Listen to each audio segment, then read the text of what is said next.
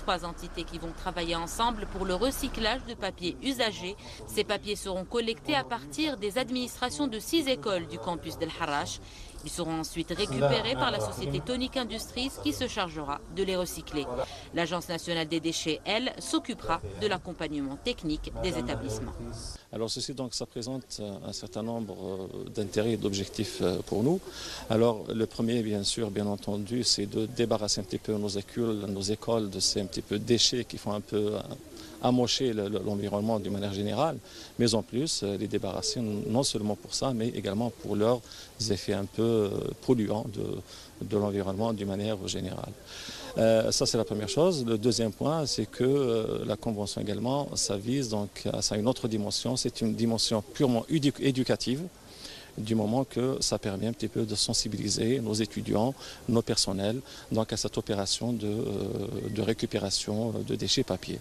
L'Agence nationale des déchets n'en est pas à sa première opération du genre. 110 tonnes de papier usagé ont été récupérées depuis le lancement du projet de tri sélectif au niveau des ménages et des administrations lancé en 2013. Bien évidemment, notre rôle ne se résume pas uniquement dans la promotion de ces activités, mais beaucoup plus de donner un appui beaucoup plus technique, de sensibilisation pour que soit les employés ou les étudiants puissent réaliser le geste ou l'éco-geste correctement, sans erreur de tri, pour qu'on puisse par la suite proposer des matériaux propres qui seront appelés à être valorisés ou à être recyclés. Voilà, selon des critères et des conditions édictées par ces repreneurs. 50% des emballages au niveau mondial sont fabriqués à partir de papier de récupération.